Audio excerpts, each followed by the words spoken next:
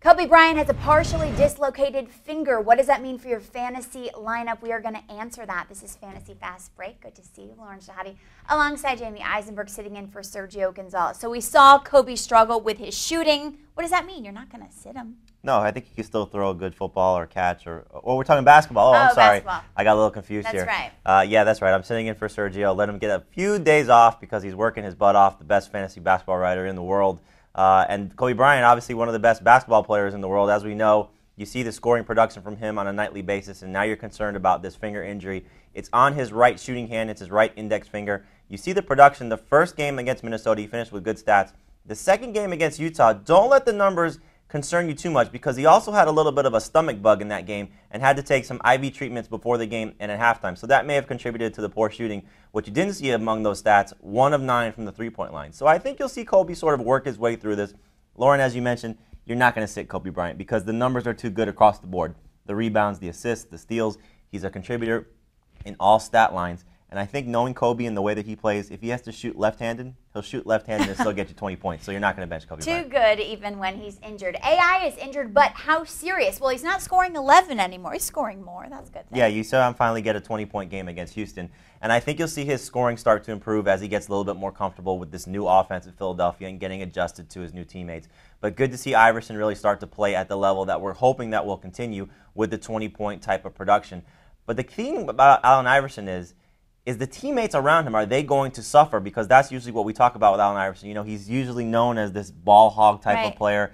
But how is he doing with his other teammates, especially guys like Iguodala, Bryant, and Thaddeus Young? But it doesn't seem to be because their stats, if you take a look at them, they don't seem to have, gone down any. Not at all. And if you look at the scoring, and that's the biggest thing, the scoring is actually up from what their season average is. So the thought that Iverson is ruining the rest of the Sixers, that's just not true, at least through the first 3 games. So we'll see if this continues. Now, matchups obviously had a little bit to play a part of it. They did a good job against teams like Denver, Detroit, and Houston.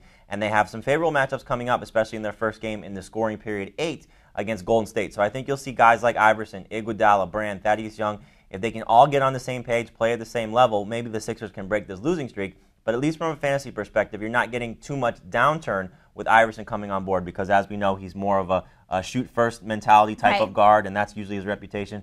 But the other guys aren't seeming to suffer, at least at this point. Maybe he's making others around him better. That's what good players do. Speaking of good players, ever since Blake Griffin played at Oklahoma last season, I kind of was like, I just can't wait to see how this game translates into the NBA. But what do you do with him? Are you sitting him? You're not going to trade him. No, you can't trade him because he has no value at this point. And your thoughts are very similar to what fantasy owners are right now because they want to see Blake Griffin on the court. They want to see him playing among the elite rookies. You see some of the high-powered performances that we've seen from some of these rookie guards. When you talk about Brandon Jennings, Tyreke Evans, Johnny Flynn, these are the 3 #1 rookies in terms of their production. For fantasy owners, with Jennings obviously living off that 55-point game, and Tyreke Evans just playing phenomenal with Kevin Martin hurt in Sacramento. But Blake Griffin was expected to be out 6 weeks with the left knee injury. We're past the 6-week mark. As we talked about, this is scoring period 8. So you're now 2 weeks past the original deadline, and he still has to take some more tests to determine when he can start to practice fully with the team. Now, what I would suggest is if he's not back by the early part of January, maybe give him to the middle part of January, then you might have to consider releasing him. Lauren, he is owned in 94% of leagues on CBSSports.com. So 94% of leagues have this guy stuck on their bench, maybe as an injured reserve if you have that ability to stash him somewhere like that. But if he's really taking up a roster spot at this point and you're letting key reserves pass you by, you're going to be in trouble. So if he's not back, I'll say by the middle of January, maybe it's time to release him. Time to let him go. Now that's in non-keeper leagues. Obviously, keeper leagues you're going to hold on to. I saw Johnny Flynn on that list, only going to get better. Numbers pretty impressive. Okay, here's a multiple choice question. If you look at this graphic, who is the #1 center in fantasy hoops? If you have Brook Lopez, lucky you. He was at it again on Friday. Getting you some points. Yeah, getting you some points. It's really interesting to see the way that he's playing because the Nets, as we know, worst team in the NBA, at least so far by 1 game. They're only a game behind the Minnesota Timberwolves. They have 3 wins. The Nets have 2. But Brook Lopez at least gives the Nets #1 in something. And it's pretty impressive that he's the #1 center because obviously Dwight Howard, Paul Gasol, Al Jefferson, those 3 guys were drafted ahead of Lopez. We know about guys like David Lee, Nene, Zach Randolph, some of the best centers, at least going back the last couple of years.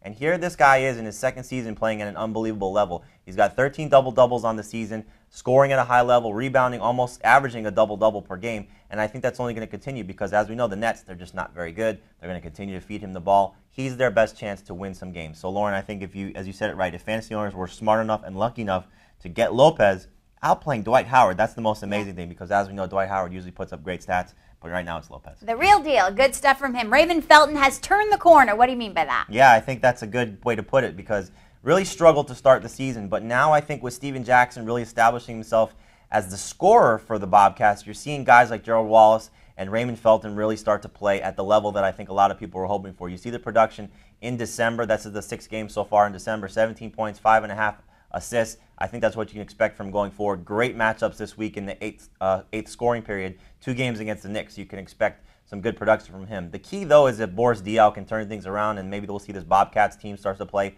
at an even better level. But I think you're seeing Raymond Felton, a guy who struggled early this year, can now be started in the majority of leagues. He's only being started in about 64% of leagues right now. I think you'll see that probably get to the 70s this week, and if this continues, it'll probably get up to the 80s. So I have Raymond Felton in one of my leagues, and I'm finally happy to see this production going forward. Good stuff. Thanks, Jamey. You know, pleasure. fantasy football owners are watching this going, Jamey, start writing. We need stardom. Yeah, no kidding. We need help. Hopefully you have a great fantasy week. For Jamey Eisenberg, I'm Lauren Shehadi. We'll talk to you soon.